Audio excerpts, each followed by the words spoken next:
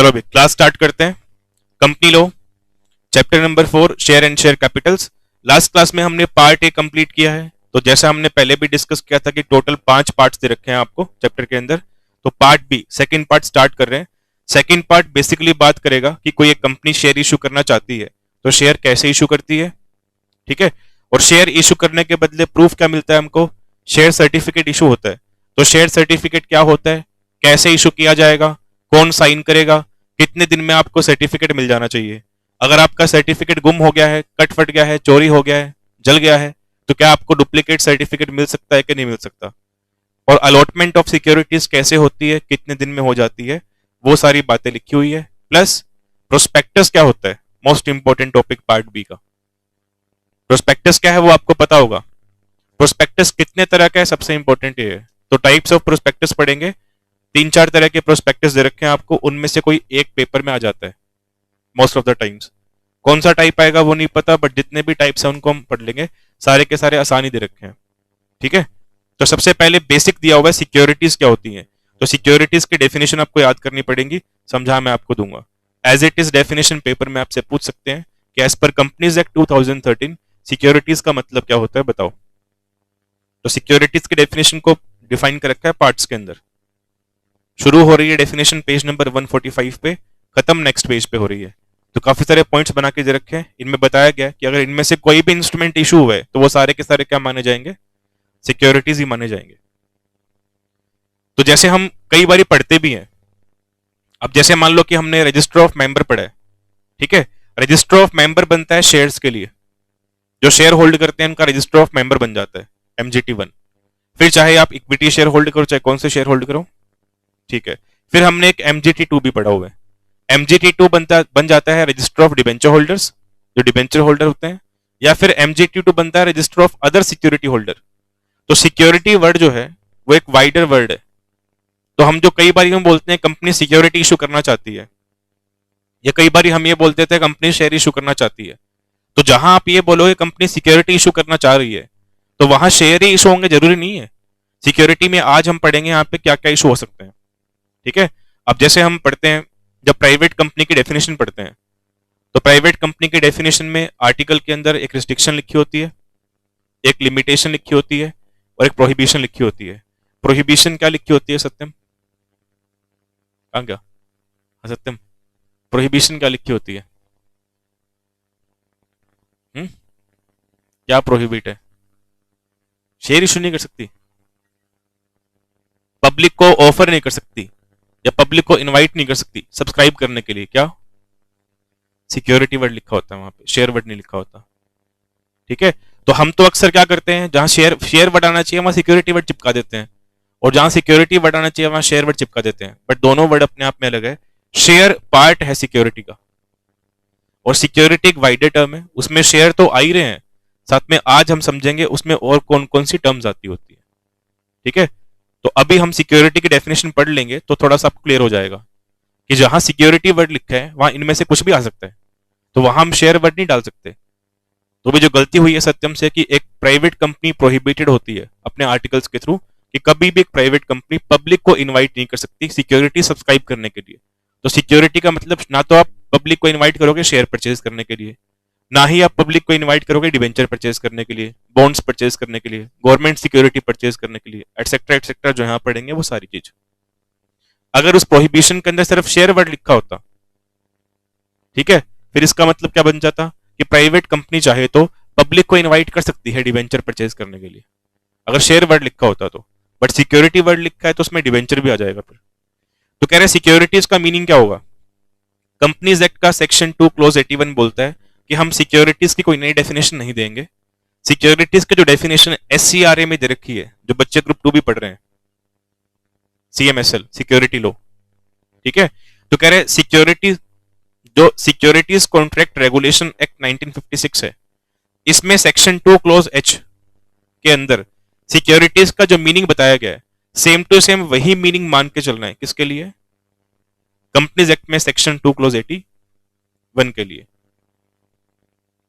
तो हमने company law के अंदर सिक्योरिटीज का कोई नया मीनिंग नहीं दिया, हमने जस्ट कॉपी पेस्ट कर दिया।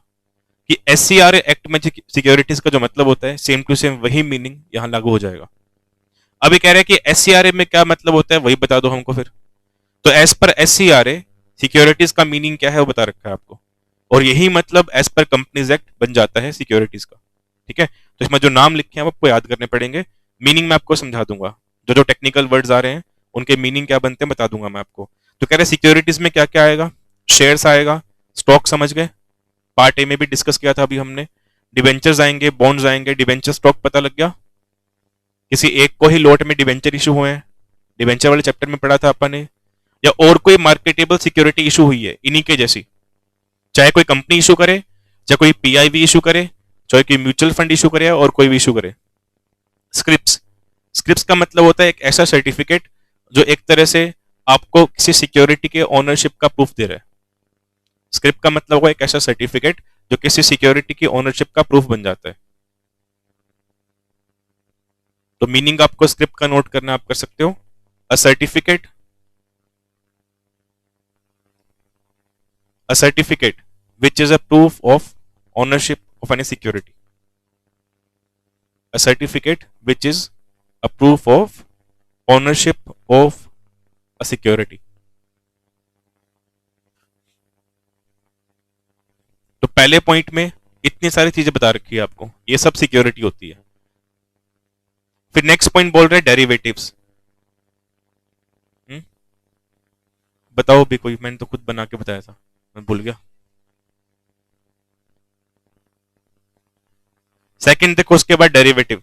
डेरिवेटिव का मतलब होता है कोई एक ऐसा कॉन्ट्रैक्ट जिसकी अंडरलाइन, जिसकी वैल्यू किसी एसेट से अंडरलाइन करते होते हैं। तो मान लो कोई इक्विटी शेयर है और कोई एसेट है, उसके थ्रू किसी कॉन्ट्रैक्ट की वैल्यू को डिफाइन किया गया है। इसका मीनिंग भी आपको नोट करना, नोट कर लो। A contract, a contract whose value is derived from any underlying asset, a contract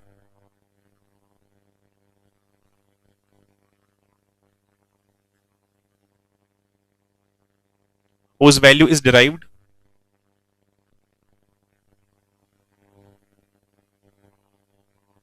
from any underlying asset।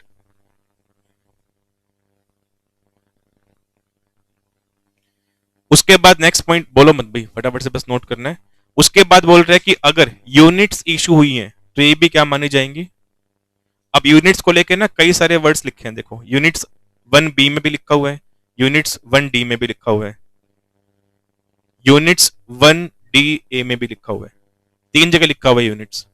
Issue करने वाला कौन है वो अलग है। देखो अगर 1D की बात करें, 1D में यूनिट्स कौन इशू कर रहा है, कोई कलेक्टिव इन्वेस्टमेंट स्कीम के अंदर इशू हो रही है। 1D में कौन इशू कर रहा है, कोई म्यूचुअल फंड। और 1DA में कौन इशू कर रहा है, कोई PIV, पूल्ड इन्वेस्टमेंट व्हीकल। ये वर्ड हमने और कहीं भी पढ़ा है, PIV कहां पे, हाँ, सिग्निफिकेंट बेनिफिशियल ओनर की इनडायरेक्ट होल्डिंग कैसे कैसे बनती है वहां पढ़ा था। ठीक है, तो कह रहा है अगर इन तीनों में से कोई भी यूनिट्स इशू कर रहा है पैसे लेकर के, तो यूनिट्स को भी क्या बोला जा रहा है, सिक्योरिटी बोला जा रहा है। फिर लिखा हुआ है सिक्योरिटी रिसिट्स, ये क्या होती है इनको भी समझ लो। किसी को पता है सिक्योरिटी रिसिप्ट्स क्या होती हैं? ग्रुप 2 में पढ़ लिया आपने डेफिनेशन, जो ग्रुप 2 कर रहे हैं? हाँ बताओ, सर ने बताया होगा।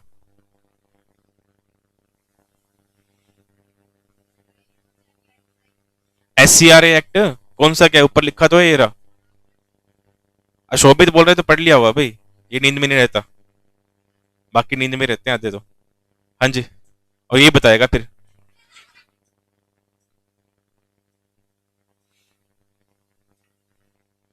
क्या कर रहे हो ग्रुप 2 के अंदर है, जो नहीं पढ़ रहे फिर तो वही ठीक है जो ये ग्रुप कर रहे हैं।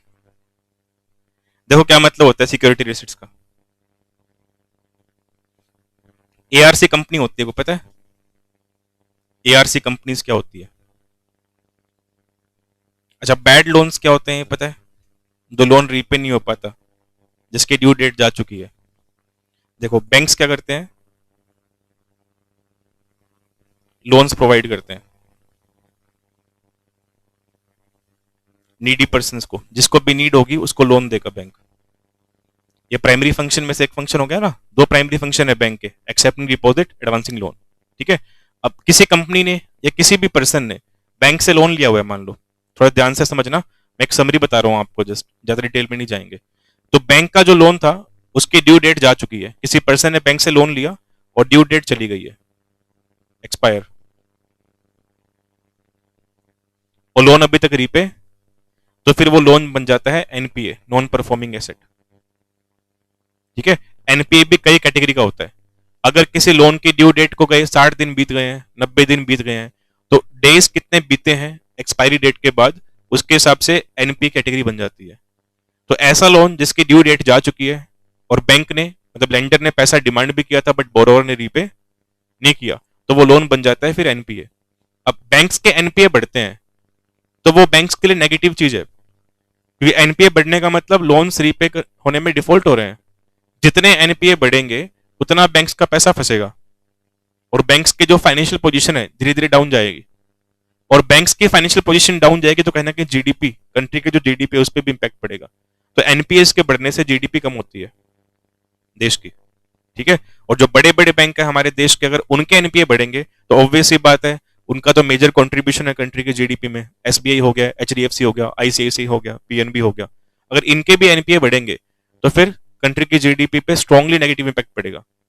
तो बैंक्स करते क्या है, अपने एनपीएस को मैनेज करने के लिए एक कंपनी होती है एआरसी, इसको हम सेटिंग अप में भी पढ़ेंगे चैप्टर 8 में एनबीएफसी के अंदर, एसेट रिकंस्ट्रक्शन कंपनी, इसको हम एएमसी भी बोल देते हैं, एसेट मैनेजमेंट कंपनी। अब ये कंपनी क्या करती है, बैंक से उनके डेटर्स परचेज कर लेती है। जैसे मान लो आपका बैंक है, आपने मान लो मार्केट में 1000 सीआर के लोन दे रखे हैं, सारे मिला के जितने भी लोन है, सिक्योर्ड अनसिक्योर्ड, कंपनीज को लोन दे रखे हैं, इंडिविजुअल्स को लोन दे रखे हैं, सारे मिला मुलो के कितने बन जाते हैं, 1000 करोड़ के। ठीक है, अब उन लोन्स को रिकवर करना है तो सारा काम बैंक खुद कर ले, कि जब जब इसका लोन ड्यू हो रहा है उससे रिकवर करे। अच्छा, सिक्योर्ड लोन है तो सिक्योर्ड होने के बावजूद भी लोग डिफॉल्ट कर सकते हैं, कि सिक्योरिटी भी दे रखी है और उस एसेट को सेल भी कर देते हैं, तो उन एसेट्स को मैनेज भी तो करना पड़ता है। जो सिक्योरिटी आ रखी होती है बैंक्स के पास, चार्ज पे, मॉर्गेज पे, प्लेज पे, जैसे भी है, उनको मैनेज भी तो करना पड़ता है कि वो सिक्योरिटी ठीक ठाक सही सलामत पड़ी भी है, फिर सामने वाले ने बेच दी उसको फ्रॉड करके। तो बैंक्स को जब भी लोन देना होता है तो बाद में बैंक्स को उन लोन्स की टेक केयर करनी पड़ती है, उनको मैनेज करना पड़ता है। जो सिक्योरिटी आ रखी होती है गिरवी, उसको भी मैनेज करना पड़ता है। अब ये सारा काम या तो बैंक खुद कर ले या फिर अलग से कंपनी होती है जिसको एआरसी बोलते हैं या एएमसी बोल देते हैं, इनका यही काम होता है कि ये लोग क्या करते हैं, बैंक से उनके डेटर्स को परचेज कर लेते हैं।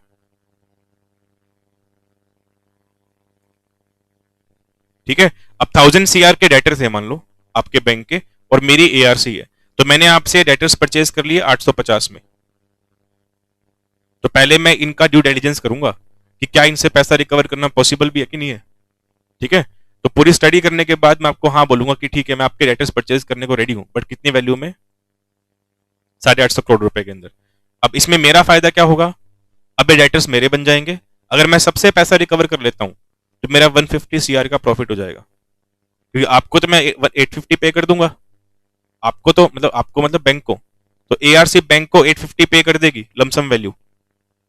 ठीक है, और बाद में डेटर से पैसा रिकवर करना एआरसी की टेंशन होती है, चाहे पूरा पैसा रिकवर हो, चाहे कम पैसा रिकवर हो, चाहे कितना भी रिकवर हो, वो सारा एआरसी का होगा। अगर मान लो 1000 में से सिर्फ 600 करोड़ रुपए रिकवर हुआ तो कितना लॉस हो गया एआरसी का, 250 करोड़ का। क्या 1000 करोड़ के डेटर हमने 850 में परचेज किए थे और उनसे रिकवर भी सिर्फ कितना कर पाए, 600। ठीक है, तो 250 सीआर का एआरसी का लॉस हो जाएगा। अगर पूरे के पूरे 1000 रिकवर हुए तो 150 का प्रॉफिट हो जाएगा, वो भी एआरसी का होगा फिर। तो ये एआरसी कंपनीज होती है। तो एआरसी कंपनी मतलब मेरी कंपनी आपके बैंक से जब 1000 सीआर के डेटर्स परचेज करेगी तो आपको बदले में सिक्योरिटी रिसीट्स इशू करती है बना के। तो सिक्योरिटी रिसीट्स ऐसी रिसीट होती है जो एआरसी इशू करती है, इसको, बैंक को। क्यों, बदले में क्या परचेज किए हमने आपसे, डेटर्स परचेज किए। तो कह रहा है इन सिक्योरिटी रिसीट्स को भी क्या माना जा रहा है, सिक्योरिटी माना जा रहा है, ये लिखा गया। तो सिक्योरिटी रिसीट्स ये चीज होती है। तो अगर किसी एआरसी ने, अच्छा ये एक्ट देखो, हमने इसका जिक्र पहले भी कहीं किया है, कहीं पढ़ा इस एक्ट के बारे में, सरफेसी एक्ट दे रखा है। कहाँ पे? चार्जेस में। ठीक है, सरसई का टॉपिक पढ़ा था लास्ट में, तो वहां लिखा हुआ आया था। तो इस एक्ट है हमारे पास सरफेसी एक्ट। ठीक है, अगर किसी एआरसी ने सरफेसी एक्ट के हिसाब से क्या इशू की है? Security receipt. तो उसको भी हम एज पर एससीआरए एक्ट क्या मान के चलेंगे? सिक्योरिटी मान के चलेंगे। फिर यूनिट्स की बात हम ऑलरेडी कर चुके हैं। उसके बाद लिखा है कि अगर कोई सर्टिफिकेट इशू हुआ है, कोई इंस्ट्रूमेंट इशू हुआ है जो इस बात का सबूत दे रहा है कि आप किसी कंपनी के इन्वेस्टर हो, ठीक है, उसको भी सिक्योरिटी ही मान के चलते हैं। तो आपको शेयर सर्टिफिकेट दिया गया है शेयर परचेज करने के बदले, डिवेंचर सर्टिफिकेट दिया गया है डिवेंचर परचेज करने के बदले, बॉन्ड सर्टिफिकेट दिया गया है बॉन्ड्स परचेज करने के बदले, तब भी क्या माने जाओगे आप? तब भी वो सर्टिफिकेट क्या माना जाएगा? ठीक है। गवर्नमेंट सिक्योरिटी इशू कर रही है तो गवर्नमेंट सिक्योरिटीज को भी क्या बोला जा रहा है?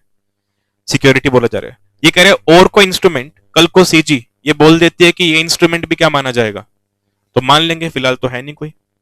अच्छा, कोई सिक्योरिटी इशू हुई है, उस पर जो अधिकार होते हैं, उसमें जो इंटरेस्ट, जो हित होता है आपका, बेनिफिट, इंटरेस्ट का मतलब ब्याज नहीं, यहाँ पे बेनिफिट।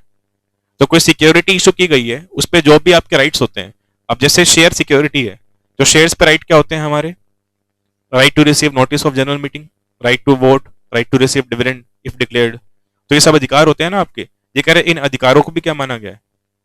सिक्योरिटी। हालांकि ये है अधिकार, बट सिक्योरिटी पे मिलने वाले अधिकार भी क्या होते हैं हमारे? सिक्योरिटी होते हैं। सिक्योरिटी पे मिलने वाला कोई बेनिफिट भी आपका क्या माना जाता है? सिक्योरिटी ही माना जाता है। तो कह रहे सिक्योरिटी वर्ड के अंदर शेयर भी आते हैं, अदर इंस्ट्रूमेंट्स भी आएंगे। अदर इंस्ट्रूमेंट्स क्या क्या आएंगे अभी डिस्कस किए हमने? Scripps, stocks, debenture, debenture stocks, bonds, derivatives, units issued by mutual fund, collective investment scheme, pooled investment vehicle, government securities, कोई सर्टिफिकेट, ये सब सिक्योरिटी माने गए हैं। ठीक है, तो सिक्योरिटी में ओनली शेयर नहीं आ रहा, अब हमको पता होना चाहिए ये चीज। तो जहां भी आप सिक्योरिटी वर्ड पढ़ोगे समझ जाना इन सब की बात हो रही है, इन सब की। ठीक है, और जहां सिर्फ शेयर लिखा आएगा वहां फिर शेयर की बात हो रही है, और सिर्फ शेयर लिखा है मतलब इक्विटी प्रेफरेंस दोनों की बात हो रही है। अगर सिर्फ इक्विटी शेयर की बात होगी तो इक्विटी वर्ड साफ साफ लिखा होगा साथ में। इसके बाद नेक्स्ट प्रोस्पेक्टस क्या होता है और types of prospectus, most important part B में से क्वेश्चन बनने के चांस पूरे पूरे। तो सबसे पहले प्रोस्पेक्टस क्या होता है तो पता ही है आपको कि जब भी कोई कंपनी पब्लिक को सिक्योरिटी इशू करना चाहती है तो पहले कंपनी अपने बारे में बताती है पब्लिक को। जब तक आप पब्लिक को अपने बारे में बताओगे नहीं, कोई भी आपकी सिक्योरिटी परचेज करने में इंटरेस्टेड, और मैं सिक्योरिटी वर्ड बोल रहा हूं, देखो शेयर वर्ड नहीं बोल रहा, तो चाहे आपको डिवेंचर इशू करने हो, चाहे आपको बॉन्ड इशू करने हो, चाहे आपको यूनिट्स इशू करनी हो एज अ म्यूचुअल फंड, तो भी आपको प्रोस्पेक्टस इशू करना पड़ेगा। तो प्रोस्पेक्टस क्या है? ये कह रहे हैं प्रोस्पेक्टस एक इंफॉर्मेशन बुकलेट है, एक बुकलेट है जिसमें कंपनी की इंफॉर्मेशन लिखी होती है, या फिर एक ऑफर डॉक्यूमेंट है प्रोस्पेक्टस, जिसके थ्रू कंपनी आपको ऑफर कर रही है। क्या ऑफर कर रही है? सिक्योरिटी। कौन सी सिक्योरिटी? वो उस प्रोस्पेक्टस में लिखी होगी कि हम आपको शेयर ऑफर कर रहे हैं। अच्छा, शेयर में भी इक्विटी ऑफर कर रहे हैं, प्रेफरेंस ऑफर कर रहे हैं, ठीक है, कोई गवर्नमेंट सिक्योरिटी ऑफर कर रहे हैं, क्या ऑफर कर रहे हैं वो उस डॉक्यूमेंट के अंदर लिखा होगा। अब कह रहे हैं ये बुकलेट, ये डॉक्यूमेंट क्यों इशू किया जा रहा है? इससे हम पब्लिक को इन्फॉर्म कर रहे हैं अपने बारे में कि हम कौन है, हम क्या करते हैं और हम क्या करने के लिए आए हैं। ठीक है, तो कोई भी ईश्वर कंपनी अगर मार्केट में अपनी सिक्योरिटी इशू करना चाहती है और पब्लिक के थ्रू इन्वेस्टमेंट चाहती है अपनी सिक्योरिटीज के अंदर, तो आपको पहले अपने बारे में पब्लिक को बताना पड़ेगा, और बताने के लिए ही वो रिटन डॉक्यूमेंट इशू किया जा रहा है, जिसको हम क्या बोल रहे हैं? प्रोस्पेक्टस बोल रहे हैं। तो प्रोस्पेक्टस को डिफाइन किया हुआ है सेक्शन 2 क्लॉज 70 में, टू मीन एनी डॉक्यूमेंट। ये कह रहे प्रोस्पेक्टस किसी भी डॉक्यूमेंट को बोल सकते हैं जिसको आपने इशू किया है प्रोस्पेक्टस बोल के। तो जो डॉक्यूमेंट इशू ही प्रोस्पेक्टस बोल के हुआ है वो तो क्या माना जाएगा? प्रोस्पेक्टस ही माना जाएगा। अगर किसी कंपनी ने रेड हेरिंग प्रोस्पेक्टस इशू किया है, अब ये टाइप हो गया प्रोस्पेक्टस का, पढ़ेंगे अभी इसका मतलब क्या होता है। अगर किसी कंपनी ने सेल्फ प्रोस्पेक्टस इशू किया है, ये भी टाइप ऑफ प्रोस्पेक्टस है। अगर किसी कंपनी ने कोई नोटिस, सर्कुलर, एडवर्टीजमेंट या अदर डॉक्यूमेंट इशू किया है, इस नोटिस के थ्रू, इस सर्कुलर के थ्रू, इस एडवर्टीजमेंट के थ्रू कंपनी पब्लिक को ऑफर कर रही है कि आपको हम इनवाइट कर रहे हैं सब्सक्राइब करने के लिए। क्या सब्सक्राइब करने के लिए? सिक्योरिटी, ना कि शेयर। तो हर उस नोटिस को, हर उस सर्कुलर को, हर उस एडवर्टीजमेंट को, हर उस अदर डॉक्यूमेंट को प्रोस्पेक्टस ही माना जाएगा, ये लिखा गया। तो प्रोस्पेक्टस का मतलब एक ऐसा डॉक्यूमेंट जो इनमें से किसी भी नाम से इशू हुआ है। इनमें से मतलब इनमें से किसी भी नाम से, जो यहाँ पॉइंट्स बना के लिखे हुए हैं, इनमें से किसी भी नाम से आप डॉक्यूमेंट इशू करो। अगर डॉक्यूमेंट इशू करने की इंटेंशन क्या है, पब्लिक को इनवाइट करना to subscribe securities of our company, तो वो डॉक्यूमेंट क्या माना जाएगा फिर? ठीक है। दिनेश, एक कंपनी है मान लो, वो गुड एक्स बेचती है, ठीक है, और कंपनी ने क्या किया है, एक एडवर्टीजमेंट दी है, गुड एक्स की एडवर्टीजमेंट दी है, तो क्या उस एडवर्टीजमेंट को प्रोस्पेक्टस मानेंगे? क्यों? तो इनवाइट तो कर रहे हैं। हाँ, तो हर एडवर्टीजमेंट प्रोस्पेक्टस नहीं होती। वो एडवर्टीजमेंट जिसमें आप पब्लिक को सिक्योरिटी परचेज करने के लिए इनवाइट कर रहे हो, सिर्फ वही एडवर्टीजमेंट क्या मानी जाएगी? हाँ, ये ध्यान रखना। तो टीवी में जो एड वेड आती है गुड्स को लेकर के, वो प्रोस्पेक्टस नहीं है, उसमें आप गुड परचेज करने के लिए इनवाइट कर रहे हो, ना कि सिक्योरिटी। ठीक है। अबाउट टाइप्स ऑफ प्रोस्पेक्टस पे सबसे पहले गिवन है रेड हेरिंग प्रोस्पेक्टस क्या होता है।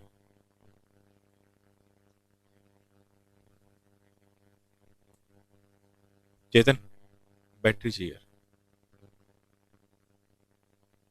देखो, रेड हेरिंग प्रोस्पेक्टस का मतलब क्या होगा, पहले आप एक जनरल वर्ड से समझते हैं। जब भी कोई नई मूवी लॉन्च होती है, ठीक है, तो सबसे पहले उसका टीजर आता है। टीजर जो 1-1.5 मिनट का होगा, क्या पता सेकंड्स के अंदर ही हो, ठीक है। उसके बाद फिर क्या आता है, ट्रेलर आता है, जो 2-4 मिनट का, 5 मिनट का हो सकता है, और बाद में फिर पूरी मूवी आती है, 2 घंटे, 2.5 घंटे, 3 घंटे, जितना भी घंटे की है वो। टीजर आपको क्यों दिखाया गया है, या फिर ट्रेलर क्यों दिखाया गया आपको, चलो बताओ मूवी का। हाँ जी, मूवी का इंटरेस्ट क्रिएट करने के लिए। और क्या तुम्हारे न्यारी जवाब होते हैं यार। ठीक, इंफॉर्मेशन पूरी मिल जाएगी आपको 2 मिनट में। 3 घंटे की मूवी की 2 मिनट में पूरी इंफॉर्मेशन मिल जाएगी, तो फिर सिर्फ मेन मेन कुछ हाईलाइटेड पार्ट आपको दिखा देंगे, जिससे आप थोड़ा बहुत अंदाजा लगा सकते हो कि स्टोरी कुछ ऐसी लग रही है हमको। तो बाकी पक्का नहीं पता कि हम जो सोचते हैं स्टोरी वैसी निकले, कुछ और भी हो सकती है वो तो। ठीक है, सत्यम आप बताओ क्या बोल रहे हो। सस्पेंस क्रिएट कैसे हुआ?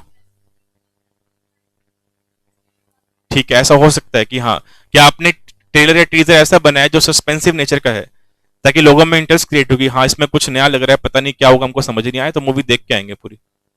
ठीक है, और उसके अलावा रीजन और क्या हो सकते हैं? हाइप क्रिएट करने के लिए, ठीक है। और हाँ सत्यम, तुम्हारा जवाब बताओ, जल्दी बताओ। ठीक है, और कोई रीजन? ठीक है, किस चीज से रिलेटेड है, एक समरी देने के लिए, ओवरव्यू देने के लिए, ठीक है, कि हमारी मूवी किस टॉपिक पे है, या हम जो 2 मिनट का आपको टीजर दिखा रहे हैं, 5 मिनट का आपको ट्रेलर दिखा रहे हैं, उससे आप थोड़ा बहुत अंदाजा जैसे लगाना चाहो लगा लो। हमने हमने जो ट्रेलर बनाया है, हम आपको बताएंगे कि हम हिंट दे रहे हैं कि नहीं दे रहे। अब आपको समझना है कि वो समझ आ रहा है कि नहीं आ रहा। तो उस ट्रेलर में आपको थोड़ी बहुत लोकेशन, सॉन्ग वॉन्ग क्या है, किस थीम पे मूवी बनी है, एक्टर एक्ट्रेस कौन है, विलेन कौन है, थोड़ा इसका उसका आइडिया मिल जाता है आपको, अगर उनको दिखाया गया है तो। बट आप ट्रेलर को पढ़ के या सुन के या देख करके पूरी मूवी की स्टोरी नहीं जान सकते कि लास्ट में क्या हो रहा है, इंटरवल से पहले क्या हो रहा है, बाद में क्या हो रहा है। तो बेसिकली जो ट्रेलर आ रहा है मूवी का या टीजर आ रहा है मूवी का, वो बेसिकली हाइप क्रिएट करने के पर्पज से आ रहा है, पब्लिक का ध्यान अपनी तरफ खींचने के पर्पज से आ रहा है। मेन बात यह है कि हम नई मूवी लेके आ रहे हैं, तो आप इसको देखो, टीजर को या ट्रेलर को देखो, ताकि इसकी हाइप बढ़े, इसके व्यूज बढ़े, ठीक है। पब्लिक का जो वर्ड ऑफ माउथ है ट्रेलर को लेके वो पॉजिटिव हो, ताकि लोग मैक्सिमम से मैक्सिमम मूवी देखने जाए। ऐसे ही होता है रेड हेरिंग प्रोस्पेक्टस। अब बोलना नहीं है भाई, बोलना नहीं है यशिका। तो रेड हेरिंग प्रोस्पेक्टस एक ऐसा प्रोस्पेक्टस होगा जिसमें एक कंपनी अपने जो सिक्योरिटी इशू करने के लिए मार्केट में आने वाली है उसकी जानकारी देती है। तो यू मान लो कि रेड हेरिंग प्रोस्पेक्टस एक तरह से ट्रेलर हो गया, ठीक है।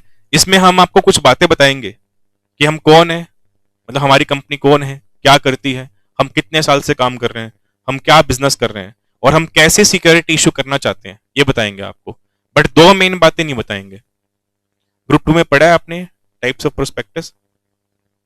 पढ़ लिया? बताओ फिर सत्यम।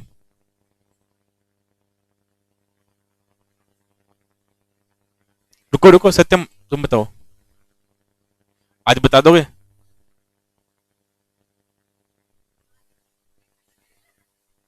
चलो इश्नूर।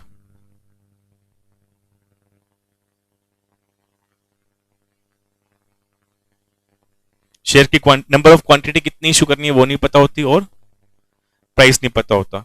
तो रेड हेरिंग प्रोस्पेक्टस दो मेन बातें छुपा रहा है। बोलो मत भाई, सामने ध्यान रखो। रेड हेरिंग प्रोस्पेक्टस के अंदर दो मेन बातें नहीं लिखी होंगी। कंपनी कितने नंबर ऑफ शेयर इशू करना चाहती है ये नहीं लिखा होगा, ये मिसिंग होगा इसके अंदर। और कंपनी किस प्राइस पे शेयर इशू करना चाहती है वो प्राइस भी क्या होगा। और सबसे जरूरी, एक इन्वेस्टर के लिए, एक प्रोस्पेक्टिव इन्वेस्टर के लिए जो इन्वेस्टमेंट करने की सोच रहा है, उसको ये तो पता होना चाहिए ना कि कंपनी कितने शेयर इशू करना चाहती है टोटल, और एक शेयर कितने का होगा। और हम तो वैसे भी मतलब प्राइस सेंसिटिव बहुत है इंडियंस, तो किसी भी चीज को प्राइस को देख के ज्यादा परचेज करते हैं। ठीक है, तो हमको पहले पता होना चाहिए कि जो कंपनी शेयर इशू करने आ रही है उसके एक शेयर का वैल्यूएशन क्या है। बिकॉज ऐसा बहुत बार होता है, कंपनी के शेयर की वैल्यूएशन बहुत हाई हो जाती है। मतलब एक शेयर कंपनी 2000 का इशू करना चाहती है, 3000 का, तो उसको बोल देते हैं ओवर वैल्यूड है शेयर। मतलब जो नॉर्मल वैल्यू है शेयर की उससे फालतू पे इशू किया जा रहा है। प्रीमियम नहीं बोल रहे हम उसको, शेयर की एक्चुअल औकात ही 800 रुपए की है। ठीक है, बट कंपनी 2000 पे इशू करना चाहती है, वो सिक्योरिटी प्रीमियम नहीं बनेगा 1200 रुपए का उसके अंदर, वो वैल्यू 2000 की है उसकी शेयर की। सिक्योरिटी प्रीमियम अलग चीज होती है कि आप नॉमिनल वैल्यू से हाई वैल्यू पे शेयर इशू करते हो।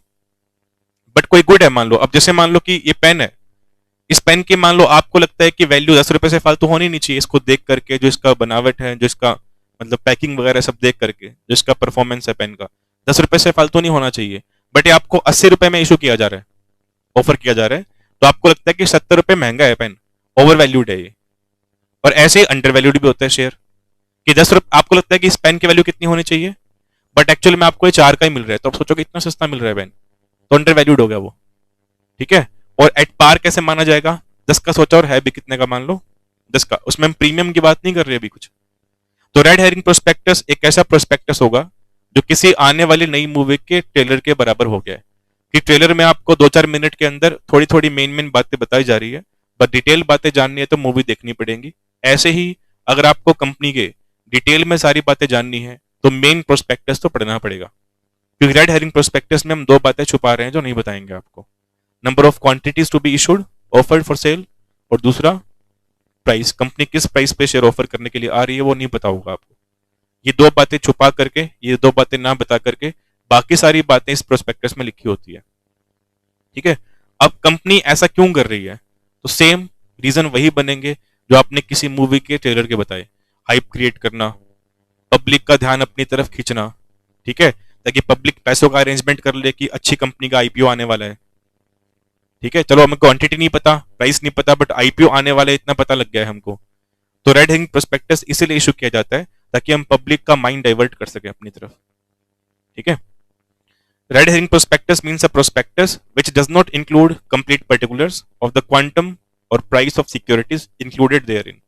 In simple terms, a red herring prospectus contains most of the information to the company's operations and prospectus, but does not include key details, मतलब important details of the issue such as its price and the number of shares offered. तो ये दो बातें छुपा करके बाकी सारी बातें आपको बताई जा रही है। इस प्रोस्पेक्टस को बोलते हैं आरएचपी शॉर्ट में। अब ये कह रहे हैं ये आरएचपी कब इशू करना पड़ता है? ये ऑफर ओपन होने से पहले इशू होगा, ऑब्वियस सी बात है। तो कोई कंपनी आपके लिए आईपीओ लेके आ रही है, आपको मतलब शेयर ऑफर कर रही है, तो उससे पहले दिया जाएगा ना ये। A company proposing to make an offer of securities may issue RHP prior to the issue of prospectus.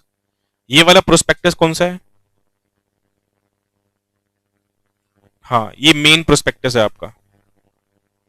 तो जहां सिंपल प्रोस्पेक्टस वर्ड लिखा है का समझ जाना, वो मेन वाले की बात हो रही है।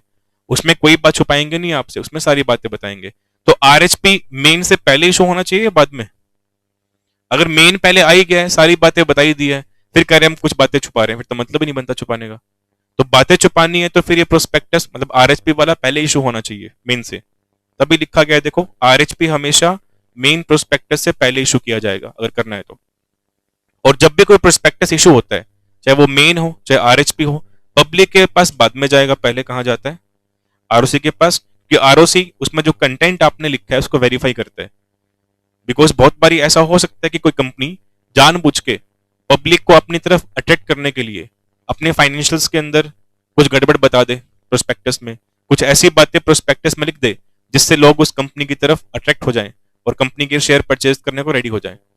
तो आप कोई झूठी बात ना लिखो, या सेबी ने जो बातें बता रखी है एटलीस्ट वो सारी बातें प्रोस्पेक्टस में लिखी होनी चाहिए।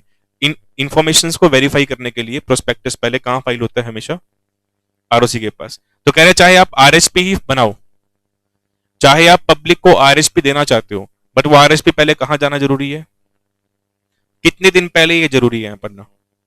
At least 3 days prior to the opening of offer.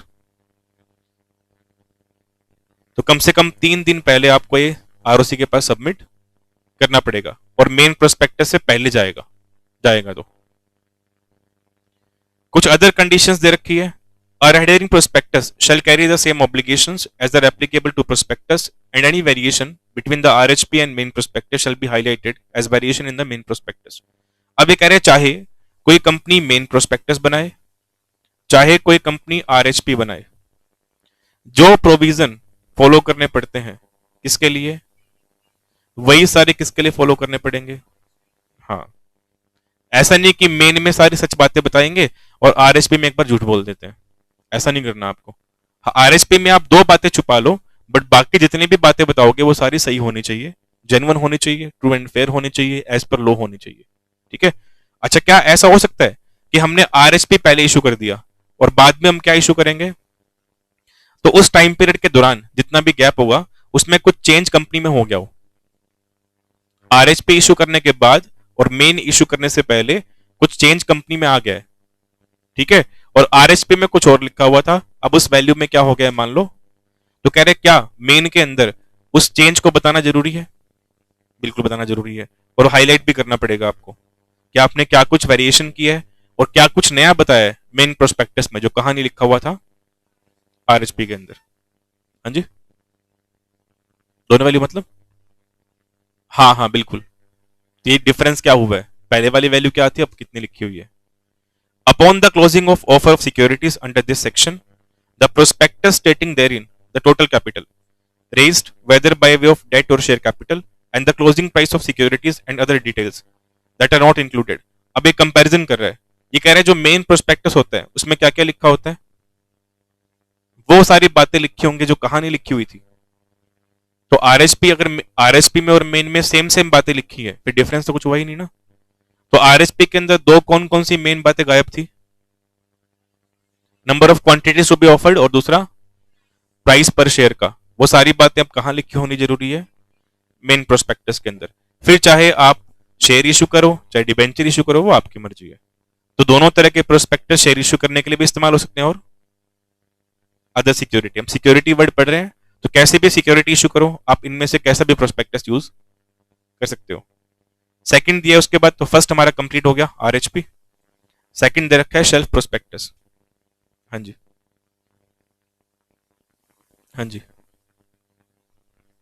हाँ जी, बिल्कुल करना पड़ेगा, क्यों नहीं करना पड़ेगा, करना पड़ेगा। सेकंड दे रखा है शेल्फ प्रोस्पेक्टस।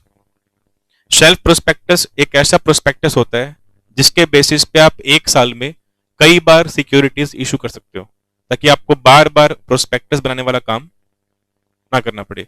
प्रोस्पेक्टस बनाना, उसको चेक करना, उसमें गलतियां ढूंढना, उसको साइन करवाना, आरओसी के पास फाइल करना, एक लेंथी प्रोसेस होती है और थोड़ी सी टेक्निकल प्रोसेस भी होती है। तो ऐसा नहीं कि प्रोस्पेक्टस एक ही दिन में बन जाता है। ठीक है। प्रोस्पेक्टस को बनाना और आरओसी को फाइल करना एक लेंथी और कंबरसम प्रोसेस होती है, थोड़ी सी डिफिकल्ट और टेक्निकल प्रोसेस होती है।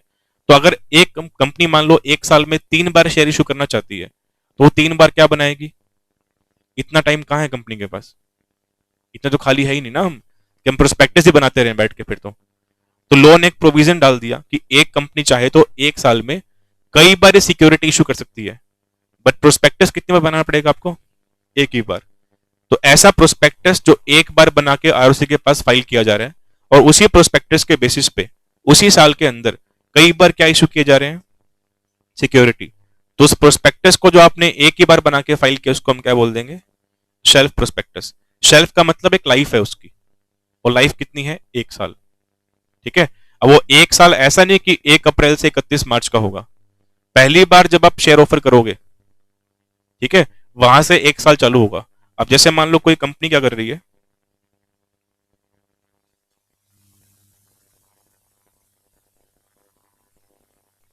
1 मई 2025 को कंपनी फर्स्ट ऑफर निकाल रही है शेयर्स इश्यू करने का।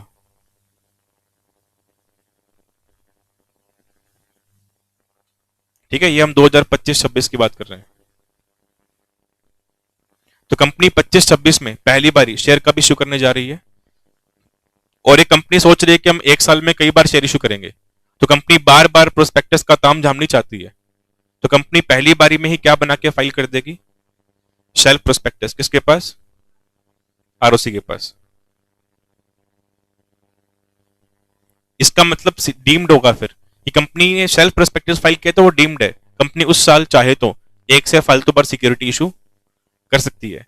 फिर कंपनी इसी साल मान लो दोबारा से सिक्योरिटी इशू करना चाहती है 1/11/25 को, सेकंड ऑफर लेके आई है, तो दोबारा प्रोस्पेक्टस बनाने की जरूरत इसको नहीं है। ऐसा कितने टाइम तक रहेगा? अब 1 साल चालू कहां से हो रहा है? 1/5/25 से, तो खत्म कहां होगा जाकर के? 30/4। तो कंपनी 30/4/26 तक बार बार सिक्योरिटी इशू कर सकती है उसी एक प्रोस्पेक्टस के बेसिस पे जो आपने 1/5/25 को आरओसी के पास फाइल किया होगा। बट वो शेल्फ होना जरूरी है। अगर आपने उसको शेल्फ प्रोस्पेक्टस के नाम से नहीं फाइल किया तो फिर वो वन टाइम के लिए माना जाएगा सिर्फ। अगली बार फिर से आपको प्रोस्पेक्टस बनाना पड़ेगा उसी साल में। हाँ जी, वो भी पढ़ेंगे, उसकी बात बताई नहीं मैंने आपको अभी। इतना समझ गए? तो शेल्फ प्रोस्पेक्टस एक ऐसा प्रोस्पेक्टस हो गया है जिसकी पेरिशेबल लाइफ है, और लाइफ कितनी बताई है हमने आपको? 1 साल बताई है, ताकि आपको बार बार प्रोस्पेक्टस वाली कंप्लायंस ना करनी पड़े एटलीस्ट सिक्योरिटी इशू करने के लिए। अब क्वेश्चन आया मानसी का कि सर मान लो अगर हमने 1/5/25 को शेल्फ प्रोस्पेक्टस फाइल किया और उसके बेस पे ऑफर दिया पब्लिक को सिक्योरिटी परचेज करने का, और हम सेम ईयर में फिर से 1/11/25 को सेकेंड ऑफर लेके आ रहे हैं सिक्योरिटी इशू करने का, तो इस टाइम पीरियड के बीच में ऐसा हो सकता है कंपनी में कोई चेंज आया हो, ठीक है, कोई मेजर चेंज कंपनी में आया हो, तो उसके लिए भी प्रोविजन दे रखा है। एक डॉक्यूमेंट दिया हुआ है IM नाम करके, इंफॉर्मेशन मेमोरेंडम, इस डॉक्यूमेंट का नाम है। ये आपको बनाना पड़ेगा, और ये बनता है इन ल्यू ऑफ, इन बदले में। इन ल्यू ऑफ का मतलब बदले में, किसके बदले में? शेल्फ प्रोस्पेक्टस के बदले में। तो अगर आप सेकेंड टाइम एक ही साल में ऑफर लेके आते हो फिर से सिक्योरिटी इशू करने का, और पहले टाइम में आप क्या फाइल कर चुके हो? शेल्फ। तो जो बीच का टाइम आपका एक्सपायर हुआ है फर्स्ट इशू के बाद और सेकंड इशू से पहले, उस टाइम पीरियड की अंदर अगर मान लो कोई मेजर चेंज कंपनी में हुआ है तो उसकी जानकारी आप कौन से डॉक्यूमेंट से दोगे? IM। ये आपको आरओसी के पास फाइल करना पड़ेगा, ये लिखा है। प्रोस्पेक्टस बनाने की जरूरत नहीं है, IM बनाओ, क्या मेजर चेंज हुआ है बताओ, और उसके बेस पे आप सिक्योरिटी ऑफर कर दो। ये हमारा सेकंड कंसेप्ट है, समझ गए? अब इसको जस्ट बुक से रीड करना है हमको। Shelf prospectus means a prospectus in respect of which securities or class of securities included therein are issued for subscription in one or more issues over a certain period of time without issue of a further prospectus। आगे समझ में? ये main word है यहाँ पे। अच्छा, क्या जरूरी है हमने मान लो पहली बार ही शेल्फ प्रोस्पेक्टस बना के दिया, तो क्या जरूरी है हम अगली बार सिक्योरिटी इशू करें उस साल के अंदर?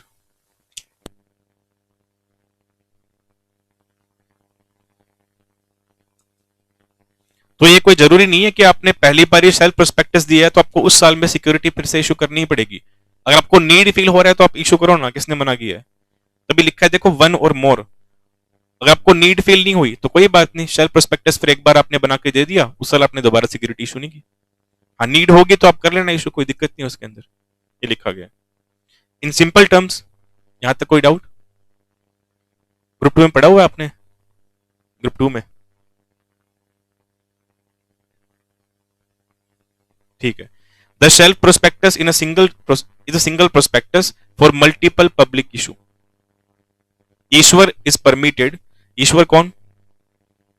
कंपनी जो शेयर इशू कर रही है, सिक्योरिटी इशू कर रही है, is permitted to offer and sell securities to public without a separate prospectus for each act of offering for a certain period.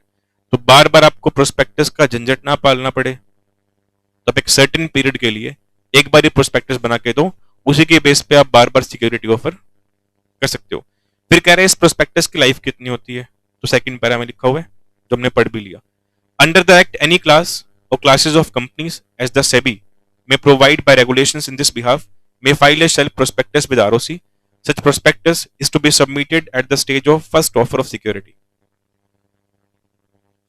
ठीक है, तो जब पहली बार आप ऑफर लेके आ रहे हो उसी टाइम पे आपको प्रोस्पेक्टस बना के देना पड़ेगा, और इसकी लाइफ कितनी मानी गई है, नॉट एक्सीडिंग। और चालू कहां से हो रही है देखो, the validity period shall commence from the date of opening of offer first offer of securities under that prospectus. फिर आप उसी साल उस टाइम पीरियड के दौरान बार बार सिक्योरिटी ऑफर कर सकते हो बिना प्रोस्पेक्टस इशू किए। फिर जो मानसी का क्वेश्चन था कि सर मान लो उस पीरियड में कोई चेंज आया तो डॉक्यूमेंट कौन सा बताया मैंने आपको, आईएम बताया। फॉर्म दे रखा है इसका PES2, तो PES2 फॉर्म बन गया आईएम का, ये आपको बनाना पड़ेगा इंस्टेड ऑफ प्रोस्पेक्टस। शेल्फ तो एक बार चला गया ना, अब दोबारा इशू करने हैं शेयर तो दोबारा प्रोस्पेक्टस बनेगा, शेल्फ नहीं बनेगा। तो दोबारा प्रोस्पेक्टस ना बनाना पड़े तो आप PES2 फाइल कर दो। अगर पहले वाला कौन सा फाइल किया हुआ आपने, हाँ, an information memorandum is required to be filed by company filing a shelf prospectus which shall contain all the material, मतलब important facts in relation to new charges created. समझ गए, चार्जेस पढ़ लिया आप तो हमने। तो जो पहली बार आपने शेयर इशू किए थे उसके बाद दूसरी बार शेयर इशू करने से पहले कंपनी ने कोई क्या किया है, नया चार्ज क्रिएट किया है, तो उसकी जानकारी आपको PES2 में देनी पड़ेगी। फाइनेंशियल पोजीशन में कोई चेंज आया है उस टाइम पीरियड के दौरान, जो पहली बार आपने ऑफर निकाला था और जो दूसरी बार ऑफर निकाल रहे हो, तो उसकी जानकारी भी आपको PES2 में। और कोई इंपॉर्टेंट चेंज हुआ है जो पब्लिक को और ROC को पता होना क्या है, उन सबकी जानकारी भी आपको PES2 में देनी पड़ेगी। ये कह रहे हैं IM कब फाइल करते हैं, कम से कम 1 महीना पहले। तो PES2 जो होगा वो 1 महीना पहले फाइल किया जाएगा ऑफर ओपन होने से पहले, ये लिखा गया। उसके बाद फिर नेक्स्ट आओ थर्ड कंसेप्ट पे, एवरेज प्रोस्पेक्टस। अब इसको भी पहले में एग्जांपल में समझते हैं, एक बेसिक एग्जांपल लेंगे उसके बाद यहां से पढ़ेंगे। देखो, दो तरह के बच्चे होते हैं जो पढ़ाई करते हैं, ठीक है। एक तो होंगे सत्यम के जैसे, जो शॉर्ट्स नोट्स में बिलीव करते हैं कि सर हमसे 30 पेज का चैप्टर याद नहीं होता, आप 10 पेज बता दो हम वही याद कर लेंगे। और 10 तो मेरे को बोलेंगे, याद भी 5 से ही करेंगे उसमें से, कि हम 10 तो याद कर लेंगे सर, प्रॉमिस करते हैं, आप शॉर्ट कर दो चैप्टर को। अब मेरे को तो प्रॉमिस कर दिया 10 पेज का, याद भी सिर्फ 5-6 पेज में करेगा उसको, ठीक है। और एक कोई मान लो बच्चा दूसरा होगा जो होशियार है, जो पूरे के पूरे 30 पेज याद कर लेगा। इसका अच्छा, ठीक है, चलो अविनाश बोल रहे हैं वो। तो अविनाश जो है उसको बिलीव इस बात पे है कि मैं तो पूरी किताब पढ़ूंगा 1000 पेज की, मैं कंटेंट नहीं छोड़ूंगा। और सत्यम मांग रहे हैं 200 पेज की बुक 1000 के बदले में, कि 19 चैप्टर है सर हमारे सिलेबस में, उसके 200 पेज की बुक दे दो आप, मैं तो वही पढ़ के जाऊंगा, उसके बेस पे पास हो गया तो ठीक है, वरना जयराम जगी, ठीक है। तो अब जो सत्यम है वो एक ऐसा इन्वेस्टर है, अब इन्वेस्टर पे आ जाओ, पढ़ाई को छोड़ दो। तो सत्यम एक ऐसा इन्वेस्टर है जो किसी कंपनी के शेयर्स में या किसी अदर सिक्योरिटी में पैसा इन्वेस्ट करता है बिना सारी डिटेल जाने। उसको सिर्फ एक शॉर्ट समरी चाहिए कंपनी की, कुछ मेन मेन बातें पता हो, ये उसी के बेस पे डिसाइड करता है कि मुझे उस कंपनी के अंदर पैसे इन्वेस्ट करने हैं या फिर वो फैक्टर इसने खुद ढूंढ रखे हैं मान लो अपने। अब जैसे मान लो जो इसके माइंड के हिसाब से इसको लगता है कि मेरे को कंपनी की बैलेंस शीट पता होनी चाहिए, ठीक है, एक मुझे कंपनी का P&L पता होना चाहिए, एक कंपनी कहाँ बनी हुई है, कौन से स्टेट में है मेरे को पता होना चाहिए, एक कंपनी क्या काम करती है, मेरे को बस ये 4 ही बातें जाननी है। मैं उसी के बेस पे डिसाइड कर लूंगा कि मुझे उस कंपनी के शेयर्स में पैसा इन्वेस्ट करना है या फिर या अदर सिक्योरिटी में पैसा इन्वेस्ट करना है कि नहीं करना। बट अविनाश क्या कह रहा है कि मुझे तो A से लेके Z तक सारी बातें बताओ कंपनी की, मुझे एक एक बात डिटेल में पता होनी चाहिए, कंपनी का कैश फ्लो भी होना चाहिए मेरे पास। सत्यम बोल रहा है कि मैं बिना कैश फ्लो के डिसाइड कर लूंगा मुझे पैसे इन्वेस्ट करने का नहीं करने। अविनाश कह रहा है नहीं, मुझे तो कैश फ्लो भी चाहिए, ठीक है। सत्यम कह रहा है कि मुझे इस बात से कोई मतलब नहीं है कंपनी कितने साल से काम कर रही है, कंपनी की होल्डिंग है क्या, सब्सिडरी है क्या, मुझे मतलब ही नहीं है। अविनाश कह रहा है नहीं, ये इंपॉर्टेंट फैक्टर होते हैं जानने के लिए, इन्वेस्टमेंट करने के लिए, कंपनी कब से काम कर रही है, कोई ट्रेडमार्क कंपनी के पास है क्या, कोई सब्सिडरी होल्डिंग एसोसिएट कंपनी की है क्या। तो ये दो तरह के इन्वेस्टर क्या सोच रहे हैं, एक को तो पूरी डिटेल चाहिए, इन्वेस्टमेंट करने से पहले, और दूसरा एक शॉर्ट समरी के बेस पे क्या करना चाहता है। तो एवरेज प्रोस्पेक्टस होता है समरी प्रोस्पेक्टस, जो सत्यम के काम का है। ठीक है, ऐसा प्रोस्पेक्टस जिसमें कंपनी के सैलिएंट फीचर्स लिखे होते हैं, कुछ मेन मेन बातें लिखी होती है, डिटेल में सारी बातें नहीं लिखी होती, उसको बोलते हैं एवरेज प्रोस्पेक्टस। एवरेज का मतलब होता है शॉर्ट, शॉर्ट समरी या ब्रीफ, कुछ भी बोल दो आप। अब अच्छा, जब भी जैसे आप इशू ऑफ शेयर पढ़ते हो अकाउंट्स के अंदर, पढ़ लिया होगा अकाउंट्स में आपने, तो सबसे पहले कंपनी आपको प्रोस्पेक्टस देती है। ठीक है, पहले कंपनी प्रोस्पेक्टस बनाएगी, आरओसी के पास फाइल करेगी, आरओसी उसको अप्रूव कर देगा, फिर कहां इशू किया जाएगा, वो पब्लिक में। उसके बाद आप अगर मान लो कंपनी में अप्लाई करना चाहते हो शेयर के लिए, आप कैसे अप्लाई करोगे?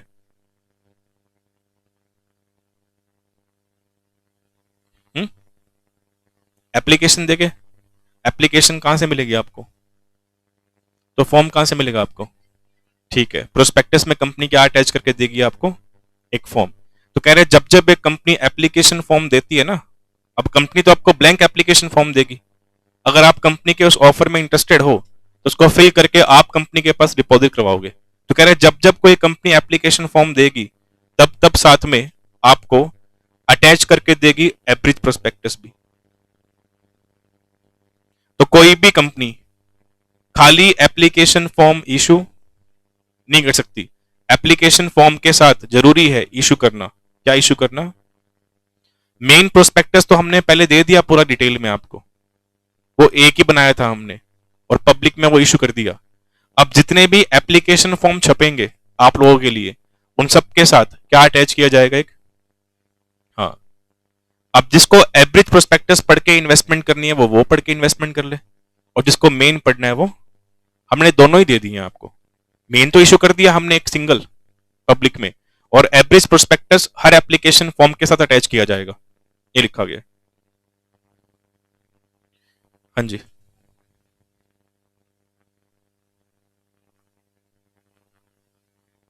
ऐसा नहीं होगा, इतना डिटेल में नहीं मिलेगा तुम्हें, तुम ज्यादा ही डीप में चले गए, थोड़ी भावनाएं कंट्रोल करो अपनी।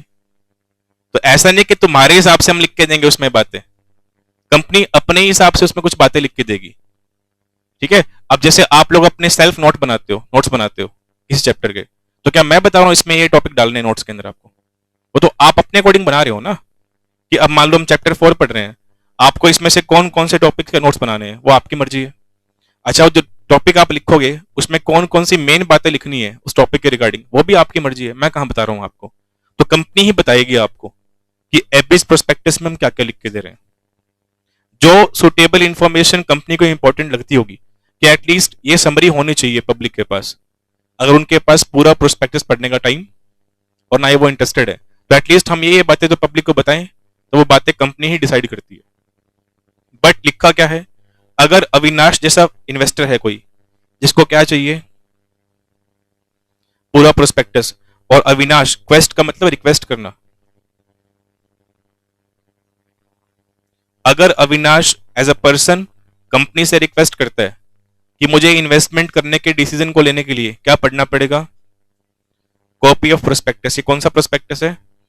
हाँ, जो पूरे वाला जो मेन है वो। तो फिर अगर ऐसी रिक्वेस्ट कंपनी के पास आई है तो कंपनी को वो रिक्वेस्ट फुलफिल, और इनको पूरा प्रोस्पेक्टस, हाँ, वो भी कब? ऑफर बंद होने से। अगर ऑफर बंद होने के बाद इनको प्रोस्पेक्टस देंगे फिर तो ऑफर ही बंद हो गया है, फिर तो मान लो ये सिक्योरिटी सब्सक्राइब भी करना चाहते हैं तो कर ही नहीं पाएंगे, ये लिखा गया। उसके बाद दे रखे एक्सेप्शंस। अब इसमें क्या लिखा है थोड़ा ध्यान से समझना, थोड़ा सा इंपॉर्टेंट है ये। अभी हमने क्या डिस्कस किया, देखो, जब भी कोई कंपनी एप्लीकेशन फॉर्म देगी सिक्योरिटी सब्सक्राइब करने के लिए, साथ में क्या देगी? एएफ मतलब एप्लीकेशन फॉर्म, और एपी का मतलब एवरेज। तो कोई भी कंपनी खाली एप्लीकेशन फॉर्म इशू नहीं करेगी बिना उसमें अटैच किए। किसको अटैच किए? बट ये कह रहा है कि इन दो केसेस के अंदर आप खाली एप्लीकेशन फॉर्म दे सकते हो, आपको एवरेज प्रोस्पेक्टस अटैच करने की नीड कैसे? समझ में आया? लाइन पढ़ो, देखो, नथिंग अफोरसेड, ये कह रहा है आपने जो ऊपर बकवास पढ़ी है अभी कोई काम की नहीं है। Shall apply if it is shown that the form of application was issued, मतलब एप्लीकेशन फॉर्म के साथ अटैच करने की नीड नहीं है। किसको? हाँ, कब कब? अगर हम किसी अंडरराइटर को अपॉइंट कर रहे हैं, अंडरराइटर समझते हो, जो सिक्योरिटीज को इश्यू करने में हमारी हेल्प करता है, और जो सिक्योरिटीज रह जाएंगे वो खुद कौन परचेज कर लेता है फिर? हाँ, अगर मिनिमम सब्सक्रिप्शन नहीं आता तो बैलेंस वो खुद परचेज करता, ताकि इश्यू हमारा फेल ना हो। तो कह रहे अगर आपने बोनाफाइड इन्विटेशन दिया है किसको, किसी ऐसे पर्सन को, ताकि वो एज अंडरराइटर आपके उस इश्यू में आपकी हेल्प करे, तो आप अंडरराइटर अपॉइंट कर रहे हो, तो आप सिर्फ एप्लीकेशन फॉर्म दो, एवरेज प्रोस्पेक्टस देने की नीड आपको, वो वैलिड माना जाएगा। सेकंड केस, अगर आप पब्लिक को शेयर ऑफर ही नहीं कर रहे, तो सिक्योरिटी आप पब्लिक को ऑफर नहीं कर रहे हो, तो पब्लिक को ऑफर ही नहीं कर रहे, फिर हम एवरेज प्रोस्पेक्टस भी क्यों बनाए? हाँ, प्राइवेट प्लेसमेंट हो रहा है या प्रेफरेंशियल अलॉटमेंट हो रहा है, उसमें कुछ प्राइवेट लोग ही होते हैं जिनको आप सिक्योरिटी ऑफर करते हो, तो उनके लिए फिर आपने मेन प्रोस्पेक्टस बनाया होगा, वो काफी है। तो एवरेज इन केसेस के अंदर बनाना जरूरी नहीं है, इन दो केसेस के अंदर ये लिखा गया। फिर देखिए पेनल्टी, अगर किसी कंपनी ने डिफॉल्ट किया, अब यहां डिफॉल्ट क्या हुआ है, अगर आप पब्लिक को सिक्योरिटी ऑफर कर रहे थे, आपने एप्लीकेशन फॉर्म तो दिया बट साथ में क्या नहीं अटैच किया, तो पेनल्टी कितनी बनेगी वो लिखी हुई है, फॉर ईच डिफॉल्ट। समझ गए? उसके बाद next topic, offer for sale और डीम्ड प्रोस्पेक्टस। ब्रेक चाहिए, पढ़ लें अभी, थोड़ा टाइम लग जाएगा इसके अंदर, ठीक है। नेक्स्ट टॉपिक दे रखा है ऑफर फॉर सेल और डीम्ड प्रोस्पेक्टस, इनको डायग्राम में समझेंगे।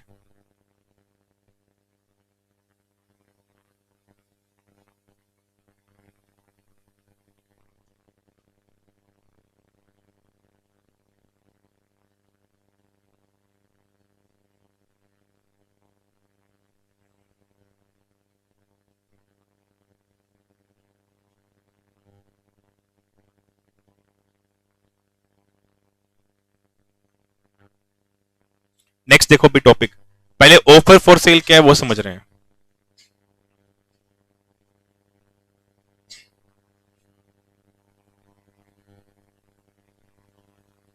कोई एक कंपनी है मान लो, उसका भी शेयर होल्डिंग पैटर्न क्या है देखो। अच्छा, पब्लिक कंपनी है,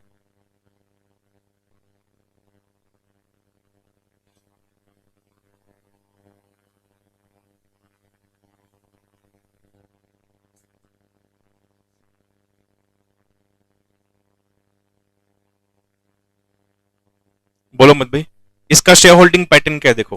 प्रोमोटर्स के पास 45% शेयर है, गवर्नमेंट के पास 15% शेयर है, डायरेक्टर्स और केएमपी के पास 8% शेयर्स हैं, कंपनी के एम्प्लॉइज के पास 2% शेयर्स हैं। तो कंपनी ने अभी इतने शेयर इशू कर रखे हैं, अभी पब्लिक के पास कोई होल्डिंग नहीं है।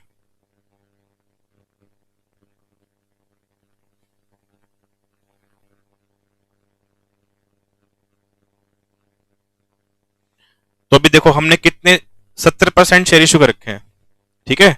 और अब मान लो कंपनी पब्लिक की होल्डिंग चाहती है, तो कंपनी पब्लिक को ऑफर करेगी। अब कंपनी चाहती है हम पब्लिक से पैसा रेज करें, कंपनी को पैसों की नीड है मान लो, तो कंपनी पब्लिक को शेयर ऑफर करना चाहती है। अब यहां ध्यान से समझना, कंपनी क्या कर रही है, मान लो 18% ऑफर कर रही है पब्लिक को, बचा कितना था बैलेंस हमारे पास, 30, 30 में से 18 ऑफर कर रही है, प्लस जो नई चीज हमारे लिए जो काम की चीज है, प्रोमोटर्स भी बोल रहे हैं कि हमको भी अपना 15% रिलीज करना है। तो प्रोमोटर्स क्या बोल रहे हैं कि हमको भी अपने 15% शेयर किसको ऑफर करने हैं, तो कंपनी टोटल कितना परसेंट ऑफर लेके आ रही है पब्लिक के लिए? 18 और 15 प्लस कर दो ना, 33%। उस 33% के ऑफर में से कंपनी के शेयर कितने हैं? कंपनी का जो ऑफर है वो 18% का है, और जो कंपनी के ऑलरेडी एग्जिस्टिंग मेंबर्स हैं, प्रमोटर्स जो हो गए प्रमोटर्स, उनकी होल्डिंग कितनी आ रही है, ये बन जाती है ऑफर फॉर सेल। अब इसका मीनिंग क्या बनता है कि जब कोई कंपनी अपने एग्जिस्टिंग मेंबर के ऑफर शेयर पब्लिक को ऑफर करती है परचेज करने के लिए, इसको बोलते हैं ऑफर फॉर सेल, ठीक है। तो तो ऑफर फॉर सेल एक ऐसा ऑफर हो गया है जिसमें कंपनी खुद के शेयर ऑफर नहीं कर रही, या क्या पता खुद के तो होंगे होंगे, बट खुद के होंगे उनको ऑफर फॉर सेल नहीं बोलेंगे, ध्यान रखना, वो जो कंपनी के सेल्फ हो गए। ऑफर फॉर सेल में किन के ऑफर होते हैं? प्रमोटर नहीं बोलेंगे। हाँ, तो अगर एग्जिस्टिंग मेंबर खुद से अपने शेयर सेल नहीं कर रहे, वो किसको बोल रहे हैं शेयर सेल करने के लिए? कंपनी को बोल रहे हैं कि आप हमारे शेयर पब्लिक को ऑफर करो, वो जो परचेज कर लेंगे वो सेल कर देंगे, बाकी हमारे पास रह जाएंगे।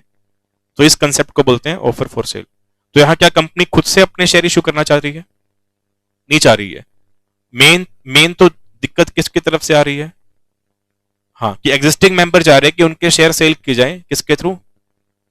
अब अगर मान लो कंपनी एग्जिस्टिंग मेंबर्स के बोलने पे उनके शेयर पब्लिक को ऑफर करेगी, अभी तो ऑफर करेंगे पहले, फिर लोग सब्सक्राइब भी करेंगे, फिर उनको शेयर दिए भी जाएंगे, ठीक है, इसमें सारा खर्चा भी तो आएगा। अब एक खर्चा वैसे होना किसका चाहिए था? एग्जिस्टिंग मेंबर्स का, बिकॉज शेयर के पैसे भी कौन लेके जाएगा? मेंबर ही तो लेगा ना, कौन सा कंपनी के पास जाएंगे पैसे? चलो हम तो कंपनी को देंगे पैसे, पब्लिक तो कंपनी को जानती है, बट कंपनी वो पैसे लेके कहां दे देगी आगे? मेंबर्स को देगी। तो एक खर्चा भी से करना चाहिए था, बट खर्चा किया किसने? तो कंपनी खर्चा रिकवर कर लेती है मेंबर से, ठीक है। तो दो मेन बातें समझ ली हमने। ऑफर फॉर सेल एक ऐसा ऑफर होगा जिसमें कंपनी खुद के शेयर ऑफर नहीं कर रही है, अपने एग्जिस्टिंग मेंबर के शेयर पब्लिक ऑफर करती है परचेज करने के लिए। जो भी लीगल एक्सपेंसेस आएंगे इस ऑफर के अंदर, वो एक बार ही कंपनी बॉन्ड कर लेती है, बट बाद में रिम्बर्स हो जाते हैं। रिम्बर्स कौन कर देगा? जो मेंबर ऑफर करे थे शेयर, उनसे हम पैसा रिकवर कर लेंगे। अब इसमें क्या पैसा कंपनी के पास जाएगा? एक बार जाएगा ना, बट बाद में तो पैसा मेंबर के पास ही जाना है। तो हम यहाँ पे ऑफर जो करेंगे वो किसी डॉक्यूमेंट के थ्रू तो करेंगे। अब देखो, एग्जिस्टिंग मेंबर ने किसको बोला? कंपनी को बोला कि आप हमारे शेयर किसको ऑफर कर दो? पब्लिक को। तो क्या बोल के ऑफर करेंगे? जब कोई डॉक्यूमेंट बनेगा, कोई ऑफर डॉक्यूमेंट तो बनेगा। और हमने अभी क्या पढ़ा था देखो, जब प्रोस्पेक्टस का टॉपिक पढ़ना स्टार्ट किया था, कि कोई भी ऐसा डॉक्यूमेंट जिसके थ्रू पब्लिक को इनवाइट किया जा रहा है शेयर परचेज करने के लिए, उसको हम क्या मानते हैं? तो इस ऑफर डॉक्यूमेंट को हम किसके बराबर मान के चलेंगे? प्रोस्पेक्टस के बराबर मान के चलेंगे। जो मेन प्रोस्पेक्टस है उसके बराबर मान के चलेंगे। तो इस ऑफर डॉक्यूमेंट में प्रोस्पेक्टस के प्रोविजन फॉलो होने क्या है? जो सारे प्रोविजन प्रोस्पेक्टस पे लागू होते हैं वो इस ऑफर डॉक्यूमेंट पे भी लागू होंगे, चाहे कंपनी खुद से अपने शेयर इशू ना कर रही हो, ऑफर ना कर रही हो। कंपनी किसके शेयर ऑफर कर रही है? हाँ, तो पब्लिक को जिस भी डॉक्यूमेंट के थ्रू एग्जिस्टिंग मेंबर के शेयर कंपनी के द्वारा ऑफर किए जाएंगे, उस ऑफर डॉक्यूमेंट को हम क्या मान के चलेंगे? प्रोस्पेक्टस मान के चलेंगे। अच्छा, वैसे अगर मान लो कंपनी खुद के शेयर इशू करती है, तो क्या प्रोस्पेक्टस में ऐसी बात लिखती होगी? अगर मान लो कंपनी खुद शेयर इशू करेगी अपने, तो क्या प्रोस्पेक्टस में ये बात लिखेगी amount were to be used, कि जो पैसा आएगा शेयर इशू करके वो हम कहां यूज करेंगे? बट यहां तो हम ऑफर फॉर सेल में तो हम अपने शेयर तो इशू ही नहीं कर रहे, हम तो किसी और के शेयर ऑफर कर रहे हैं। तो क्या प्रोस्पेक्टस में ये बात लिखी जाएगी? नहीं लिखी जाएगी, बिकॉज पैसा कंपनी के पास कहां रहेगा? चलो पब्लिक पैसा कंपनी को दे देगी, बट कंपनी वो पैसा कहां देगी आगे? हाँ, ठीक है। अच्छा, क्या कंपनी ऐसा लिखेगी प्रोस्पेक्टस के अंदर हम सिक्योरिटी ऑफर क्यों कर रहे हैं? ऐसी क्या नौबत कंपनी को आ गई है सिक्योरिटी ऑफर करने की? नहीं लिखेगी। सिक्योरिटी कंपनी कहां ऑफर कर रही है? ये तो किसी ने कहा है हमको ऑफर करने के लिए। तो कह रहे कुछ बातें ऐसी होती है जो मेन प्रोस्पेक्टस में तो लिखी होती है, बट ऑफर फॉर सेल के डॉक्यूमेंट में नहीं लिखी होती, बिकॉज यहां कंपनी खुद के शेयर नहीं ऑफर कर रही ना, इसलिए। तो ये हमारा ऑफर फॉर सेल है, पहले इसी को पढ़ेंगे। अब इसको लिखा गया है यहां से, देखो टॉपिक पेज नंबर 148 पे, offer for sale of shares by certain members of company, section 28 पढ़ेंगे पहले, फिर जो ऊपर वाला पोर्शन रह गया वो पढ़ लेंगे। सेक्शन 28 को देखो, सेक्शन 28 परमिट्स अलाउ कर रहा है सर्टेन मेंबर्स को किसके मेंबर हैं ये? कंपनी के, कि वो बोर्ड से कंसल्ट करके कंपनी को ही बोल सकते हैं कि आप हमारे शेयर पब्लिक को ऑफर कर दो सेल करने के लिए, ठीक है। तो ऑफर किए जा रहे हैं शेयर, बट किसके ऑफर किए जा रहे हैं? किन को ऑफर किए जा रहे हैं? पब्लिक को। The document by which offer for sale to the public is made shall for all the purpose be deemed to be prospectus। तो जिस डॉक्यूमेंट के थ्रू कंपनी अपने एग्जिस्टिंग मेंबर के शेयर पब्लिक ऑफर कर रही है purchase करने के लिए, उस डॉक्यूमेंट को हम किसके बराबर मान के चल रहे हैं? प्रोस्पेक्टस के बराबर। जितने भी लॉज, जितने भी रूल्स, जितने भी प्रोविजन एक मेन प्रोस्पेक्टस पे एप्लीकेबल होते हैं, वो सारे के सारे प्रोविजन, वो सारे के सारे लॉज, वो सारे के सारे रूल्स उस डॉक्यूमेंट पे इशू, उस डॉक्यूमेंट पे एप्लीकेबल हो जाएंगे जो डॉक्यूमेंट पब्लिक को दिया जा रहा है एग्जिस्टिंग मेंबर के शेयर ऑफर करने के लिए। ठीक है, समझ गए? अच्छा, प्रोस्पेक्टस के अंदर मिस स्टेटमेंट को लेके बातें लिखी होती है प्रोस्पेक्टस के अंदर। मतलब प्रोस्पेक्टस में आप कोई भी गलत बात नहीं लिखोगे, ऐसा लॉ बोलता है। प्रोस्पेक्टस के अंदर कोई इंपॉर्टेंट बात आप छुपाओगे नहीं, ऐसा लॉ बोलता है। ये सारी बातें प्रोस्पेक्टस पे लागू होती हैं, तो उस ऑफर डॉक्यूमेंट पे भी लागू होंगी, जिसमें कंपनी खुद के शेयर ऑफर नहीं कर रही है। किन के शेयर ऑफर कर रही है? मेंबर्स के शेयर पब्लिक ऑफर कर रही है। The section lays that member whether individual or body corporates or both, तो चाहे आप किसी कंपनी के इंडिविजुअल मेंबर हो, चाहे कोई दूसरी कंपनी क्या है, किसी कंपनी की, कोई दूसरी कंपनी किसी कंपनी की क्या है, मेंबर है, दोनों में से कोई भी या दोनों मिलके भी कंपनी को बोल सकते हैं कि हमारे शेयर आप बेचो, आप ऑफर करो, किसको? पब्लिक को। और जो भी खर्चा आएगा, देखो लिखा है, रिम्बर्समेंट हो जाएगी सारे खर्चे की, कंपनी को सारा खर्चा वापस मिल जाएगा। जो लीगल खर्चा इस ऑफर में आएगा, कौन वापस कर देगा पैसा? वही मेंबर वापस करेंगे जिन्होंने ऑफर किया कंपनी को। कंपनी को बोला कि आप हमारी रिक्वेस्ट फुलफिल कर दो ये।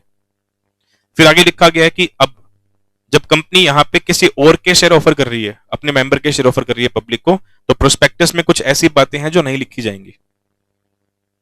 तो ये कुछ ऐसी बातें होंगी जिस ऑफर डॉक्यूमेंट में नहीं लिखी जाएंगी। जैसे कि फर्स्ट, मिनिमम सब्सक्रिप्शन का प्रोविजन लागू नहीं होगा। वो तभी लागू होता है जब शेयर खुद कौन इशू करता है अपने। हाँ, अगर एक कंपनी खुद अपने शेयर पब्लिक ऑफर करती है तो मिनिमम सब्सक्रिप्शन जो होता है 90% का, वो एप्लीकेबल होता है, बट ऑफर फॉर सेल में वो एप्लीकेबल नहीं होगा। दूसरा, मिनिमम एप्लीकेशन वैल्यू कितनी होनी चाहिए? समझे इसका मतलब क्या बनता है? कि एप्लीकेशन पे कितने पैसे मंगवाने हैं आपको। जैसे आप अकाउंट्स में पढ़ते नहीं हो, 10 रुपए का शेयर है, उसको 4 पार्ट में डिवाइड किया हुआ है, share application money, allotment money, first call और फाइनल कॉल। ठीक है, तो हम तो रैंडम पढ़ लेते हैं, कुछ भी लिखा मिल जाता है आपको कि शेयर एप्लीकेशन मनी 2 रुपए की होगी। ठीक है, चलो मान लो 100 का शेयर है, तो शेयर एप्लीकेशन मनी कितनी होगी? मान लो 20 रुपए की। अलॉटमेंट मान लो 30 रुपए का होगा, फर्स्ट कॉल 25 रुपए की होगी, फाइनल कॉल 25 रुपए की होगी। आप तो ये पढ़ लेते हो, बट कंपनी लोग के अंदर प्रोविजन गिवन है कि शेयर एप्लीकेशन मनी कम से कम कितने की होनी जरूरी है? 5% होनी जरूरी है। ठीक है, तो 100 रुपए के शेयर होगा, तो 100 का 5% कितना बनेगा? 5 ही बनेगा ना। तो 100 रुपए का शेयर आप ऑफर कर रहे हो, ठीक है, तो एप्लीकेशन मनी कितनी होनी जरूरी है? 5 रुपए की। आप अकाउंट्स में सिंपल पढ़ लेते हो सीधा, इतने रुपए का शेयर होगा, इतने एप्लीकेशन मनी होगी, बट उसका भी प्रोविजन है लॉ में। तो कह रहे मिनिमम एप्लीकेशन वैल्यू का जो 5% का प्रोविजन है वो लागू नहीं होता अगर किसके शेयर पब्लिक ऑफर किए जा रहे हैं। हाँ, कंपनी खुद के शेयर ऑफर करेगी तो मिनिमम एप्लीकेशन वैल्यू का जो प्रोविजन है उसको फॉलो करना जरूरी रहेगा। ये लिखा हुआ आगे पार्ट सी में लिखा मिल जाएगा आपको कि मिनिमम एप्लीकेशन वैल्यू कितनी होनी चाहिए। थर्ड पॉइंट, कंपनी कहां यूज करेगी पैसा, ये बात आपको ऑफर डॉक्यूमेंट के अंदर बताने की जरूरत क्यों जरूरत नहीं है? क्योंकि पैसा कंपनी का तो है ही नहीं, पब्लिक से पैसा आएगा और कहां जाएगा? हाँ, बिकॉज शेयर कंपनी कहां बेच रही है? अपने मेंबर बेच रहे हैं अपने शेयर, वो तो कंपनी को मीडिएटर बनाया है बस शेयर बेचने के लिए। ठीक है, या फिर और कोई ऐसी इंफॉर्मेशन जो कंपनी के पॉइंट ऑफ व्यू से प्रोवाइड करनी जरूरी, बिकॉज कंपनी अपने शेयर ऑफर नहीं कर रही, तो वो बातें भी आप प्रोस्पेक्टस में नहीं बताओगे। ये लिखा गया है। Further the rules provide that such offer document or prospectus issued under the section shall disclose the name of entity bearing the cost of making the offer for sale along with reason। अगर member के share public को offer किए जा रहे हैं तो इस काम में जो सारा खर्चा आने वाला है वो कौन भुगत रहा है एक बारी के लिए? कंपनी खुद भुगत रही है या और कोई भुगत रहा है? क्या पता अंडरराइटर भुगत रहा हो एक बारी के लिए पैसा, वो तो उसका नाम बताना जरूरी है आपको, ताकि उन मेंबर्स को जिनके शेयर ऑफर कर रहे हैं और पब्लिक को दोनों को पता रहे कि ये शेयर कंपनी की तरफ से ऑफर नहीं हो रहे हैं, किसी और के शेयर हैं, और खर्चा कौन बेयर कर रहा है उसका नाम पता होना चाहिए, ताकि एट द एंड उसी को हम रीपेमेंट करें वापस। ये लिखा गया। अब उसके बाद एक टॉपिक हमारा रह गया डीम्ड प्रोस्पेक्टस का। पढ़ लिया, ब्रेक करना है? चलो ब्रेक कर लो एक बार, फिर थोड़ा कंटिन्यू कर लेंगे एक बार इसको ना। आपने ब्रेक कर लो 5-10 मिनट का, फिर कंटिन्यू कर लेते हैं, फिर पार्ट भी पूरा ही पढ़ लेंगे जितना बचेगा।